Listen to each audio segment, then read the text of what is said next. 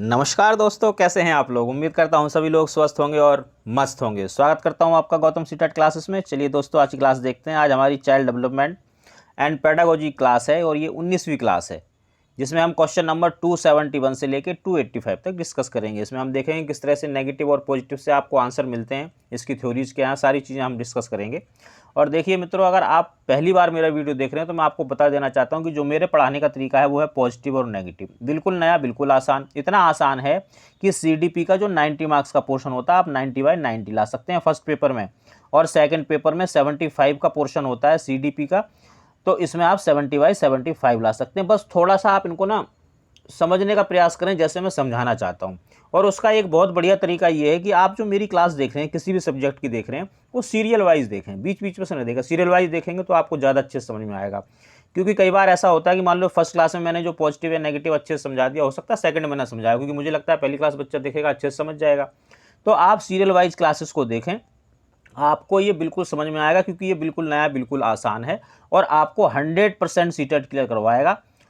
तो चलिए दोस्तों, देखते हैं आज की क्लास। आज की क्लास में क्या है आपके लिए। देखिए, पहला क्वेश्चन आज का उन बच्चों के लिए जिनके पास पीडीएफ नहीं है, और 271 क्वेश्चन उनके लिए जिन बच्चों के पास पीडीएफ है। तो भाई देखो, जिसके पास पीडीएफ नहीं है वो पीडीएफ मंगा लो। इससे होगा क्या, इसमें लगभग इसमें पीडीएफ में लगभग 3000 क्वेश्चन है जो आपको नेगेटिव और पॉजिटिव की प्रैक्टिस के लिए मैंने बनाए हुए हैं। तो उससे क्या होगा कि जब आप एक ही चीज़ की यानी कि नेगेटिव और पॉजिटिव की 3000 बार प्रैक्टिस कर लोगे तो भाई आप इसमें हो जाओगे परफेक्ट। तो मेरा जो तरीका है, मैं जो बताना चाहता हूँ, मैं ये कहता हूँ कि आप एक ही चीज़ को सीखो, एक ही चीज़ की 3000 बार प्रैक्टिस करो। 3000 चीज़ें मत सीखो। अगर आप मान 3000 चीज़ सीखने की कोशिश करोगे, उनकी एक एक बार प्रैक्टिस करोगे, तो आप एक भी नहीं सीख पाओगे। यहाँ पे सिर्फ आपको एक चीज़ सीखनी है, नेगेटिव पॉजिटिव, और वो भी 3000 बार आप उसकी प्रैक्टिस कर लोगे तो आप एकदम परफेक्ट हो जाओगे। और जब आप परफेक्ट हो जाओगे तो फिर सीटेट तो क्लियर होना ही होना है। चलिए, आज का पहला क्वेश्चन स्टार्ट करते हैं। निम्नलिखित में से कौन सा सृजनात्मकता से संबंधित है। तो जो सृजनात्मकता है ये पॉजिटिव चीज़ है, तो यानी कि वो पॉजिटिव ही पूछ रहा है, तो पॉजिटिव ढूंढते हैं। अभिसारी चिंतन नेगेटिव, सामवेगिक चिंतन ना नेगेटिव ना पॉजिटिव, अहमवादी चिंतन ना नेगेटिव ना पॉजिटिव, ये होल्ड पे है। अपसारी चिंतन पॉजिटिव होता है, तो ये पॉजिटिव पूछ रहा था, पॉजिटिव आंसर हो गया। देखो, ये तो नेगेटिव पॉजिटिव था जिससे आपको तुरंत आंसर मिल जाएगा। अब इसको थोड़ा समझ भी लो। अभिसारी चिंतन अभिसारी चिंतन का मतलब होता है, इसको ऐसे समझ लो, अभी मतलब अभी बता, यानी कि आपने बच्चे से कहा हाँ भाई अभी बताओ, जो मैं पूछ रहा हूँ अभी बताओ। तो बच्चा अभी कब बता सकता है, अभी वो तभी बता सकता है जब उसकी बुद्धि में वो चीज़ स्टोर होगी। यानी कि जो अभिसारी चिंतन होता है ये बुद्धि बेस्ड होता है, ये लर्निंग वाला होता है, याद करने वाला होता है, रटने वाला होता है, ये आपकी बुद्धि में फिक्स होता है। अभी यानी कि अभी बता, अभी आप वही बताओ, जैसे आपने बच्चे से कहा भाई भारत की राजधानी बता, अब उसको याद है तो बता देगा, इसमें क्या क्रिएटिव कर रहा है, कुछ नहीं। तो ये बुद्धि बेस्ड होता है अभिसारी चिंतन। और आपके पास जो बच्चा आ रहा है वो आ रहा है छोटा बच्चा, उसकी बुद्धि इतनी विकसित हुई नहीं है। 10 से 12 साल तक के जो बच्चे, उसमें उनकी इतनी बुद्धि नहीं है जो कि वो ये समझ लें कि भाई मुझे क्या याद करना है, क्या याद नहीं करना। तो जो ये अभिसारी चिंतन होता है ये आपके छोटे बच्चों के लिए, 10 से लेकर 12 या जो 13 साल तक के बच्चे हैं, ये नेगेटिव होगा। सामवेगिक चिंतन और अहमवादी चिंतन, इस पे आप ध्यान मत दो। ये मैंने कहा होल्ड, ना नेगेटिव ना पॉजिटिव। देखो, जिसको मैंने होल्ड बोल दिया वो होल्ड ही रहेगा, ना नेगेटिव है ना वो पॉजिटिव है। अपसारी चिंतन ये पॉजिटिव है, मैंने बताया कि वो पॉजिटिव ही पूछ रहा था, तो आंसर तो यही हो गया। अब ये अपसारी चिंतन समझ लो थोड़ा सा। देखो, इसको समझने का तरीका देखो आप। अपसारी चिंतन ये लिखा है अप, इस अप को ऐसे ना लिख के ऐसे लिख दो, यूपी अप। इसका मतलब क्या होता है, इसका मतलब होता है ऊपर। तो अभी आप अपने रूम में बैठे हो ना, तो अब ऊपर को चलो, first floor, second floor, third floor, fourth floor, छत आ गई, और ऊपर चलते जाओ, बिल्कुल खुले में पहुंच जाओ। अब देखो इधर उधर क्या दिखाई दे रहा है। अब आप देखोगे तो आपको कई चीज़ें दिखाई देंगी, विस्तार दिखाई देगा, खुलापन दिखाई देगा। आप जो करना चाहते हो, जो सृजन करना चाहते हो, जितनी सृजनात्मकता लाना चाहते हो ला सकते हो। खुलापन मिल रहा है आपको, आपकी जो कल्पना है आप अपनी कल्पना को पर लगा दीजिए, जो चाहते हो कहो, फ्री टू से एनीथिंग। यही है अपसारी चिंतन, यानी कि यहाँ पे बच्चा कंफर्टेबल फील करता है, उसको सृजनात्मकता के अवसर मिलते हैं, वो खुद से करना चाहता है, वो चीज़ें सोचता है, कल्पना, अपनी कल्पना को पर लगाता है, और जो भी चीज़ें उसके दिमाग में आती हैं वो उसका आंसर देता है, और टीचर उसको मानता है, स्वीकार करता है। तो इसलिए इसमें बच्चा कंफर्टेबल फील करता है। दैट्स वाई अपसारी चिंतन इज पॉजिटिव, और पॉजिटिव ही पूछ रहा था तो ये आंसर हो गया। अगला क्वेश्चन देखेंगे। बच्चों के बारे में निम्नलिखित कथनों में से किस कथन से वाइगोस्की सहमत है। अब देखो वाइगोस्की ने किसकी बात करी, जैसे ही वाइगोस्की का नाम आए आपके दिमाग में आ जाना चाहिए सामाजिकता। वाइगोस्की ने सामाजिकता की बात की। बाकी वाइगोस्की को अगर आप और अच्छे से समझना चाहते हो तो मेरे चैनल पर वीडियो पड़ा हुआ, आप उसको देखो। जितना सीटेट में आता है उतना मैंने वाइगोस्की के बारे में बिल्कुल क्लियर कट बताया है, एक बार वीडियो देख लो आपको समझ में आ जाएगा। चलिए क्वेश्चन पे आते हैं कि इन्होंने सामाजिकता की बात की और भी कुछ चीज़ें थी उसमें, जैसे स्कैप फोल्डिंग है, स्कैप फोल्डिंग की बात करी, सहारा देना जिसको बोलते हैं उसकी बात की, और भी कई सारी बात करी, तो आप वो वहाँ देख लेना। चलो यहाँ देखते हैं वाइगोस्की किससे सहमत है। बच्चे तब सीखते हैं जब उनके लिए आकर्षक पुरस्कार निर्धारित किया जाए। पुरस्कार नेगेटिव। पुरस्कार क्यों नेगेटिव? पुरस्कार इसलिए नेगेटिव है कि भाई अगर क्लास में आपके बच्चा बैठा हुआ है और आप उसको पुरस्कार दे के रोक रहे हो, इसका मतलब क्या है कि आपका टीचिंग मेथड ठीक नहीं है। ऐसा नहीं है, आप बच्चों को उतनी छूट नहीं दे रहे हैं, उससे उतनी क्या कहते हैं क्रियाएं नहीं करवा रहे हैं, उसको इतने अनुभव नहीं दे रहे हैं कि वो क्लास में खुद से रुके, उसका खुद मन करे क्लास में रहने का। आप उसको उपहार दे के रोक रहे हो, इसलिए उपहार नेगेटिव। बच्चों के चिंतन को तब समझा जा सकता है जब प्रयोगशाला में पशुओं पर प्रयोग किए जाएं। भाई देखो ये इन्होंने एक कंडीशन लगा दी कि हम तभी समझ पाएंगे जब ऐसा होगा, और ऐसा कोई भी सेंटेंस, ऐसा कोई भी ऑप्शन जो आपको बाउंड कर दे, आपके ऊपर कंडीशन लगा दे, वो नेगेटिव होता है, ध्यान रखना। बच्चे जन्म से शैतान होते हैं, उन्हें दंड देकर नियंत्रित किया जाना चाहिए। दंड नेगेटिव, नियंत्रित करना नेगेटिव। तो देखो भाई नेगेटिव नेगेटिव नेगेटिव नेगेटिव, तो आंसर क्या हुआ? आंसर यही रहा। अगर आप वाइगोस्की की थ्योरी नहीं भी जानते हो तब भी आप नेगेटिव और पॉजिटिव से आंसर पे पहुंच जाओगे।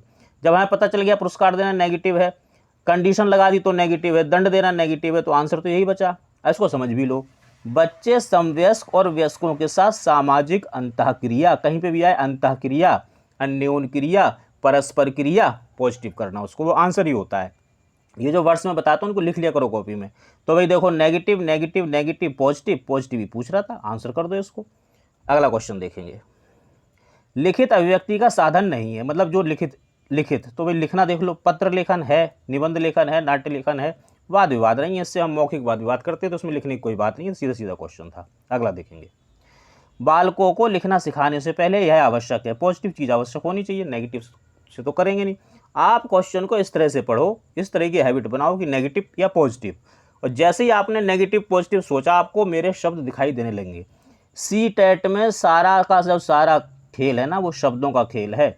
आप अभी तक नहीं समझे कोई बात नहीं, लेकिन मैं समझ चुका हूँ, मैं आपको समझा रहा हूँ। शब्द, यही शब्द आपको बार बार मिलेंगे। आप मेरी क्लासेस देखिए, कम से कम 10 क्लासें देखो, इसके बाद सी टेट का कोई सा भी पेपर उठा लो, और अगर आप उसे सॉल्व ना कर पाओ तो विद रेस्पेक्ट मैं ये चाहूँगा कि आप मेरा चैनल ना देखें। क्यों? क्योंकि आपको कोई फ़ायदा ही नहीं हो रहा। लेकिन मैं गारंटी देता हूँ कि 10 क्लास देखने के बाद आप मेरा चैनल छोड़ नहीं सकते, क्योंकि आप सी टेट के जो पेपर हैं, जो क्वेश्चन पेपर प्रीवियस ईयर के, आप सॉल्व करने लगोगे, धड़ाधड़ सॉल्व करोगे। चलिए पॉजिटिव ढूंढते हैं। अक्षर, कहीं पे भी अकेला आए अक्षर, वाक्य, शब्द, नेगेटिव। 12 खड़ी, नेगेटिव। लेखन संबंधी जिज्ञासा उत्पन्न करना, जिज्ञासा, जिज्ञासु, पॉजिटिव। उनको क्रियाशील बनाना, ये एक हद तक ठीक हो सकता है। तो देखो भाई 2 में अटक गए, ये भी हो सकता है, ये भी, क्योंकि बच्चों को क्रियाशील तो बनाना ही है हमें, तो ये भी पॉजिटिव हो सकता है। बट जब आप 2 में, 3 में या 4 में अटक जाओ तो आप क्या करना है, आप पहली चीज़ ये देखना कि बच्चा कहाँ ज़्यादा सीख रहा है, विस्तार ज़्यादा कहाँ है, बच्चा कंफर्टेबल फील कहाँ ज़्यादा कर रहा है। अगर वो भी ना मिले तो फिर ये देखना कि मेरा पॉजिटिव वर्ड कहाँ है, अगर पॉजिटिव पूछ रहा है तो, और नेगेटिव, जब नेगेटिव पूछ रहा है तो। पहली चीज़ विस्तार।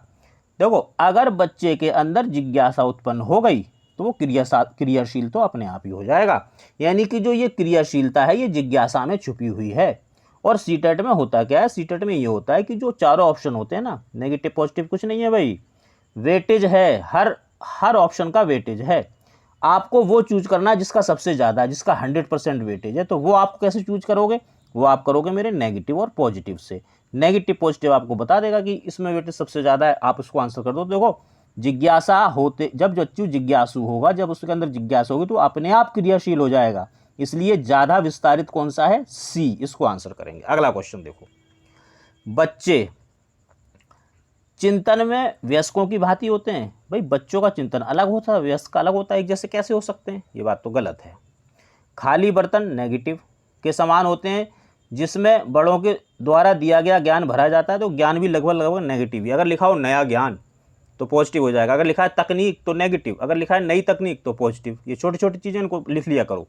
तो भाई आप इसको बिल्कुल भूल जाओ, इस चीज़ को बिल्कुल समझ लो कि जो बच्चे हैं वो खाली बर्तन नहीं होते हैं, वो अपने साथ बहुत कुछ लेके आते हैं, अपना अनुभव लेके आते हैं, अपनी भाषा लेके आते हैं, अपना समाज, अपनी संस्कृति सब अपने साथ लेके आते हैं, तो वो खाली बर्तन नहीं है। तीसरा देखेंगे निष्क्रिय। निष्क्रिय वर्ड नेगेटिव जीव होते हैं जो प्रदत्त सूचनाओं का ज्यों की ज्यों और त्यों की त्यों अगर ये लिखा हुआ आ जाए तो नेगेटिव। क्यों? क्योंकि जो ज्ञान होता है, ज्ञान को जब आप ज्ञान अर्जित कर लेते हैं या बच्चा जब ज्ञान को अर्जित कर लेगा तो वो उसको ज्यों का त्यों या त्यों का त्यों उत्पादित नहीं करेगा, उसमें वो अपना अनुभव जोड़ता है। अगर उसने अनुभव नहीं जोड़ा, कोई चीज़ ज्यों की त्यों या त्यों की त्यों कर दी तो समझ लो लर्निंग नहीं हुई, इसलिए ये नेगेटिव। चौथा देखेंगे जिज्ञासु। अभी मैंने बताया जिज्ञासा या जिज्ञासु पॉजिटिव। प्राणी होते हैं जो अपने चारों ओर के जगत को खोजने के लिए अपने ही तर्कों और क्षमताओं का प्रयोग करते हैं। देखो इसमें एक वर्ड आ रहा है ही, ये वर्ड है नेगेटिव, बट ये एक कंडीशन ऐसी है जहां पर पॉजिटिव होता है। अगर लिखा है आप ही, स्वयं ही, खुद ही, और वो ही बच्चे के लिए आ रहा है, अब देखो यहाँ आप स्वयं ही तो नहीं है, लेकिन ये जो ही है वो बच्चे के लिए आ रहा है, इसलिए ये पॉजिटिव हो गया यहाँ पे। अब देखो 1 2 3 4 चीजें पॉजिटिव है, कहीं क्यों जाते हो? नहीं, इसे ही आंसर करो। पॉजिटिव ही पूछ रहा है जब ये 3 चीजें ऑलरेडी नेगेटिव हो गई। अगला क्वेश्चन देखो, बच्चों की त्रुटियों के बारे में निम्नलिखित में से कौन सा कथन ठीक है? देखो बच्चों की त्रुटियों के बारे में बताऊं तो जो बच्चे की त्रुटियां होती हैं वो पॉजिटिव होती हैं, तो पॉजिटिव ही सेंटेंस ढूंढेंगे हम, पॉजिटिव ही आंसर आएगा। भाई पॉजिटिव चीज का जो रिजल्ट है, जो आंसर है वो पॉजिटिव ही होगा। अच्छा, त्रुटियां क्यों पॉजिटिव होती हैं? देखो बच्चा जब तक गलती नहीं करेगा तब तक वो सीखेगा नहीं, और जब बच्चा गलती करता है तो हमें ये पता चलता है, यानी कि टीचर को ये पता चलता है कि बच्चे के मस्तिष्क में क्या चल रहा है, उसने क्या सोच के ये गलती कर दी। और जब आपको ये पता चल गया तो देखो कितना सिंपल है, उसको ठीक कर दो, आप करेक्ट कर दो। तो इसलिए जो गलतियां होती है बच्चे की, जो त्रुटियां होती हैं वो पॉजिटिव होती हैं। चलिए यहाँ से चलते हैं। असावधानी के कारण बच्चे गलतियां करते हैं, त्रुटियां करते हैं। ऐसा कोई भी सेंटेंस जो बच्चे में मिस्टेक निकाले, बच्चे की गलती निकाले, पूरा का पूरा जो ऑप्शन है वो नेगेटिव होता है। बच्चों की त्रुटियां शिक्षक के लिए महत्वहीन है। अब मैंने कहा कि जो त्रुटियां हैं वो पॉजिटिव हैं, तो भाई बच्चे की पॉजिटिव चीज टीचर के लिए महत्वहीन तो हो ही नहीं सकती। उसे चाहिए कि उन्हें काट दे और उन पर ध्यान ना दे। अरे जब पॉजिटिव चीज हो ध्यान दो यार, बिल्कुल नेगेटिव कर दिया उन्होंने इसको। बच्चे तब त्रुटियां करते हैं जब शिक्षक सौम्य हो और उन्हें त्रुटियां करने पर दंड ना दे, तो दंड कहीं भी आए नेगेटिव करना। अब देखिए नेगेटिव नेगेटिव नेगेटिव, तो आंसर तो यही बचा। बच्चों की त्रुटियां उनके सीखने की प्रक्रिया का एक अंग है। अब देखो इस पूरे सेंटेंस में कहीं पे भी कोई पॉजिटिव वर्ड नहीं आया है, अगर त्रुटियों को अकेला छोड़ दिया जाए।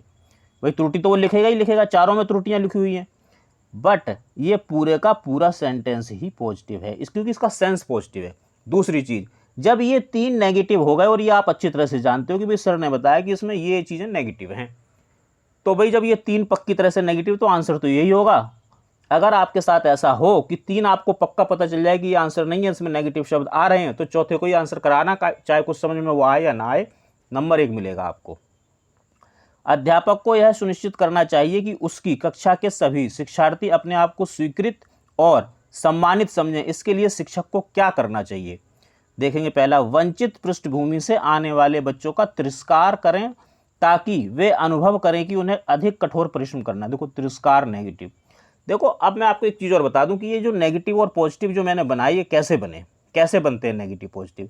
पूरे सेंटेंस जो होता है, पूरा जो ऑप्शन होता है, उसके अंदर 1 या 2 शब्द ऐसे होते हैं जिससे वो नेगेटिव या पॉजिटिव हो जाता है, क्योंकि उन्हीं शब्दों के ऊपर पूरा जो ऑप्शन होता है वो निर्भर होता है। अब देखो इसमें एक वर्ड आ रहा है अनुभव, हालांकि अनुभव पॉजिटिव है, लेकिन अगर आप इस ऑप्शन को पढ़ोगे तो इस ऑप्शन का जो मेन वर्ड है जिसकी वजह से ये पूरा ऑप्शन बना, वो है तिरस्कार। तिरस्कार करो ताकि बच्चा अनुभव करे, तो क्या कर रहे हो आप? तिरस्कार कर रहे हो, नेगेटिव। यहाँ अनुभव का कुछ मतलब नहीं, हालांकि ये पॉजिटिव वर्ड है, लेकिन तिरस्कार नेगेटिव है, और ये सेंटेंस इसी के ऊपर रखा हुआ है, इसलिए पूरा नेगेटिव। उन शिक्षार्थियों का पता लगाएं जो अच्छी अंग्रेजी बोल सकते हैं और संपन्न घरों से हों तथा आदर्श रूप में प्रस्तुत करें। ये आप कर रहे हो भेदभाव, भेदभाव नहीं करना है।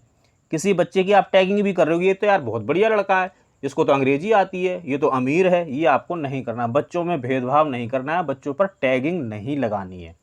नेगेटिव, अपने शिक्षार्थियों की सामाजिक और सांस्कृतिक पृष्ठभूमि की जानकारी प्राप्त करें और कक्षा में विविध मतों को प्रोत्साहित करें। देखो यहाँ मिला पॉजिटिव। सामाजिक और सांस्कृतिक पृष्ठभूमि कहीं पे भी आए पॉजिटिव करना। विविध, विभिन्न, भिन्न, वैविध्यपूर्ण कहीं पे भी आए पॉजिटिव करना, इसको लिख लो। प्रोत्साहित करना, आप देखो आप पॉजिटिव चीज़ के लिए बच्चों को प्रोत्साहित कर रहे हो तो प्रोत्साहित भी पॉजिटिव है। पॉजिटिव ही पूछ रहा था, स्वीकृत करें। भाई पूछ रहा कि भाई आप ऐसा क्या करेंगे बच्चे आपको अपने आप को स्वीकृत और सम्मानित महसूस करें, तो पॉजिटिव चीज़ें तो करोगे, तो पॉजिटिव ही ढूंढनी थी, तो इसमें बहुत सारे पॉजिटिव मिल गए। चौथा और देख लो, कड़े नियम बनाएं जो बच्चे उनका पालन ना करें उन्हें दंड दें। नियम और दंड दोनों नेगेटिव, तो आंसर क्या हुआ? थर्ड। ये तो मैंने थ्योरी समझाई। मान लो आप नेगेटिव पॉजिटिव के अभ्यस्त हो गए, आप सीख गए, तो देखो पहला तिरस्कार नेगेटिव, दूसरा टैगिंग कर दी नेगेटिव, चौथा नियम दंड नेगेटिव, तीसरा बचा क्योंकि इसमें सामाजिक सांस्कृतिक पृष्ठभूमि विविध और प्रोत्साहित आ रहा है जो कि पॉजिटिव है, यही आंसर है। सुरेश सामान्य रूप से एक शांत कमरे में अकेले पढ़ना चाहता है, जबकि मदन समूह में अपने मित्रों के साथ पढ़ना चाहता है, यह क्या है? तो भाई देख बहुत सिंपल सा है, कोई इसमें डीप थ्योरी नहीं है, ये उनकी अधिगम शैली है। अधिगम यानी कि लर्निंग, याद करने की, सीखने की उनकी शैली है, वो उसी हिसाब से करते हैं, बाकी ये कुछ नहीं है, बस आपको डिस्ट्रैक्ट करने के लिए दे रखा है। आंसर है सेकंड। भारत में भाषिक विभिन्नता बहुत है, इस संदर्भ में विशेषकर कक्षा 1 व 2 के प्राथमिक स्तर पर बहुभाषिक कक्षाओं के बारे में सर्वथा उपयुक्त कथन क्या है? देखो जो ये बहुभाषा है ये पॉजिटिव है, तो इसके लिए आप उपयुक्त कथन चाह रहे हो तो आप पॉजिटिव दोगे, नेगेटिव थोड़ी दोगे। तो आपको क्या ढूंढना है? आपको पॉजिटिव ढूंढना है। चलिए स्टार्ट करते हैं। पहला, विद्यालय में उन्हीं बच्चों को प्रवेश दिया जाए जिनकी मातृभाषा वही है जो शिक्षा के लिए अपनाई जा रही हो। देखो आप होगा यहाँ बाउंड, आपको बाउंड कर दिया कि जो बच्चा जो मानक भाषा विद्यालय में चल रही है वही अगर बच्चों को आती होगी तो आप उसको एडमिशन दोगे, नहीं तो नहीं दोगे। और मानक भाषा क्या बताया मैंने? नेगेटिव, तो ये भी हो गया नेगेटिव। मानक भाषा नेगेटिव, मानक शब्द ही नेगेटिव है। अच्छा दूसरा देखो, शिक्षक को सभी भाषाओं का सम्मान करना चाहिए और सभी भाषाओं में अभिव्यक्ति के लिए बच्चे को प्रोत्साहित करना चाहिए। सम्मान पॉजिटिव। सम्मान कब पॉजिटिव है? आपको सम्मान करना है, किस किस का सम्मान करना है? बच्चे का सम्मान करना है पहले नंबर पे, दूसरे नंबर पे उसके अनुभव का सम्मान करना है, तीसरे नंबर पे उसकी भाषा का सम्मान करना है, चौथे नंबर पे उसका जो सामाजिक सांस्कृतिक स्तर है उसका सम्मान करना है। अगर आप ये काम करते हो तो ये पॉजिटिव है। अभिव्यक्ति, किसको मौका दे रहे हो आप अभिव्यक्ति के लिए? किसको प्रोत्साहित कर रहे हो? बच्चे को, तो इसमें किसका भला होगा? बच्चे का, इसलिए अभिव्यक्ति भी पॉजिटिव। थर्ड देखो, जो बच्चे कक्षा में मातृभाषा का प्रयोग करते हैं अध्यापक को उनकी उपेक्षा करनी चाहिए। उपेक्षा या अपेक्षा दोनों नेगेटिव है। भाई मातृभाषा तो पॉजिटिव चीज़ है और मातृभाषा का बच्चा प्रयोग कर रहा था, आपने उसकी उपेक्षा कर दी, उसको इग्नोर कर दिया, तो ये नेगेटिव मामला हो गया। ये तो थ्योरी थी, अदरवाइज बस आप ध्यान रखो, उपेक्षा या अपेक्षा नेगेटिव। शिक्षार्थियों को अपनी मातृभाषा या स्थानीय भाषा का प्रयोग करने पर दंडित किया जाए, दंड नेगेटिव। आंसर क्या पूछ रहा था? पॉजिटिव। कहाँ गोले बने हुए हैं? 1 2 आंसर। तो जब आप अभ्यस्त हो जाओगे तो देखो आप कैसे निकालोगे आंसर। ये मानक भाषा हो गई, सम्मान पॉजिटिव, अभिव्यक्ति पॉजिटिव, उपेक्षा नेगेटिव, दंड नेगेटिव, तो आंसर ये हो गया। 60 सेकंड का क्वेश्चन 5 सेकंड में करोगे और आगे बढ़ जाओगे। चलिए, आकलन उद्देश्यपूर्ण होता है यदि, यानी कि बच्चे का आपने आकलन किया, उसका मूल्यांकन किया, वो उद्देश्यपूर्ण कब होगा? तभी होगा जब कोई पॉजिटिव चीज़ होगी। तो पॉजिटिव देखते हैं, यहाँ से चलते नीचे से। इससे विद्यार्थियों में भय और तनाव का संचार होता है। भय नेगेटिव, तनाव नेगेटिव। ऐसा कोई भी काम नहीं होना चाहिए जिससे कि बच्चा अनकंफर्टेबल फील कर जाए। अगर बच्चे ने अनकंफर्टेबल फील किया समझ लो नेगेटिव हो गया मामला। विद्यार्थियों की उपलब्धियों में अंतर करने के लिए तुलनात्मक मूल्यांकन किया, तुलना नेगेटिव। देखो तुलना सिर्फ एक ही कंडीशन में पॉजिटिव होती है। कौन सा कंडीशन? मान लो राम है, राम ने कल क्या किया था और आज क्या किया, इसकी तुलना कर रहे हो तो पॉजिटिव। यानी कि एक बच्चे की उसी मतलब राम के काम की राम के ही काम से तुलना कर रहे हो, राम के परफॉर्मेंस की राम के परफॉर्मेंस से ही तुलना कर रहे हो कि आज कैसी थी, कल कैसी थी, 1 महीने पहले कैसी थी, अब कैसी है, 1 हफ्ते बाद कैसी थी, तो पॉजिटिव है। अदरवाइज तुलना करना नेगेटिव। अगर आप राम की तुलना श्याम के साथ कर रहे हो तो नेगेटिव।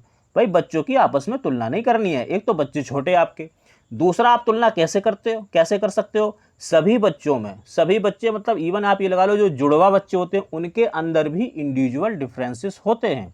तो आप तुलना तो कर ही नहीं सकते कि भाई ये बच्चा ऐसा है, ये ऐसा क्यों है। भाई उनमें डिफरेंसेस है तो वो होंगे, तो तुलना करना नेगेटिव। यह केवल एक बार वर्ष के अंत में हो, केवल, मात्र, एकमात्र, सिर्फ, ही, कहीं पे भी आ जाए नेगेटिव कर देना क्योंकि आपको बाउंड कर देता है। तो अब देखिए नेगेटिव नेगेटिव नेगेटिव, तो आंसर तो यही होगा। इसमें पॉजिटिव क्या है? इससे विद्यार्थी और शिक्षकों को प्रतिपुष्टि यानी कि फीडबैक प्राप्त होता है। प्रतिपुष्टि जो वर्ड है ये पॉजिटिव वर्ड है, फीडबैक या ये पॉजिटिव है। तो ये तो इतनी सारी मैंने थ्योरी कर दी, और नहीं तो अगर negative negative negative positive answer, और आगे बढ़ जाते आप, हम भी आगे बढ़ लेते हैं। चलिए, निम्नलिखित में से कौन सा आयु समूह परवर्ती बाल्यावस्था। देखो जो बाल्यावस्था है ये आपकी 2 साल से लेकर 11 साल तक चलती है, और इसको जो है इन्होंने 2-3 भागों में बांट दिया है। जैसे 2 से 4 या 5, कुछ लोग 4 कह देते हैं, कुछ 5 कह देते हैं, और यहाँ आगे चलेंगे तो 6 या 7, और इसके बाद ये 11। ये यहाँ पे एक साल का आपको डिफरेंस देखने को मिल जाएगा। तो देखो भाई, ये 2 से जो 4 है इसको तो हम बोलते हैं पूर्ववर्ती या प्रारंभिक बाल्यावस्था, ये मध्य बाल्यावस्था, और ये जो है आपकी ये परवर्ती बाल्यावस्था। तो वो परवर्ती पूछ रहा है, तो ये वाली देख लो, 6 या 7 से 11 साल ये रही। इसको आंसर कर लो आप और आगे बढ़ जाओ। आर्जव तर्क देता है कि भाषा का विकास व्यक्ति की नैसर्गिक प्रवृत्ति से प्रभावित होता है। अब भैया नैसर्गिक क्या होता है? नेचुरल, प्राकृतिक। जबकि सोनाली महसूस करती है कि यह परिवेश से प्रभावित होता है। परिवेश यानी जो आपके आसपास वातावरण है वो परिवेश। आर्जव और सोनाली के बीच यह चर्चा किस विषय की? तो समझ लो भाई, नैसर्गिक यानी कि नेचुरल चीज़ें बच्चे में क्या होती हैं? जो उसको अपने माता पिता से मिलती है, वो जो उसको प्रकृति मिलती है यानी कि जीन्स वगैरह, और परिवेश जो उसको वातावरण मिलता है। तो इन दोनों पर चर्चा हो रही है, यानी कि शॉर्टकट में बता दूं आपको, अनुवांशिकता और पर्यावरण पर चर्चा हो रही है। अब आगे देख लेते हैं। चुनौतीपूर्ण व संवेदनशील भावना, इसमें ना कुछ नेगेटिव ना पॉजिटिव। स्थिरता अस्थिरता, ना नेगेटिव ना पॉजिटिव। सतत असतत, ना नेगेटिव ना पॉजिटिव।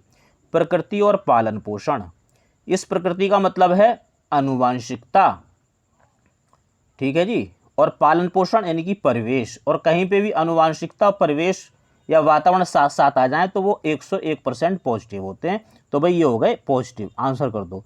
कुछ क्वेश्चन ऐसे भी आएंगे जिसमें आपको एक ही शब्द मिलेगा पॉजिटिव और वही आंसर होगा। ज़्यादा परेशान मत होना, घबराना मत। मैंने जो नेगेटिव पॉजिटिव बताया उसकी प्रैक्टिस कीजिए और उसी के हिसाब से आप आंसर कीजिए, 100% आंसर ठीक होगा। अध्यापका ने ध्यान दिया कि पुष्पा अपने आप किसी एक समस्या का समाधान नहीं कर सकती, फिर भी वह एक वयस्क या साथी के मार्गदर्शन की उपस्थिति में ऐसा कर सकती है। इस मार्गदर्शन को क्या कहते हैं? देखो भाई, ये वाइगोस्की की बात यहाँ पे हो रही है, और वाइगोस्की ने 2 टर्म्स दिए। एक तो दिया समीपस्थ विकास का क्षेत्र, और एक दिया सहारा देना।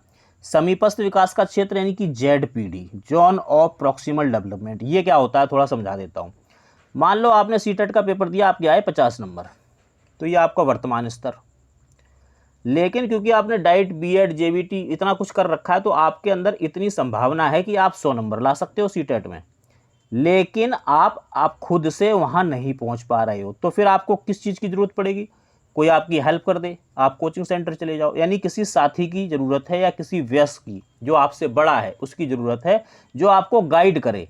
उस गाइड को क्या कहते हैं?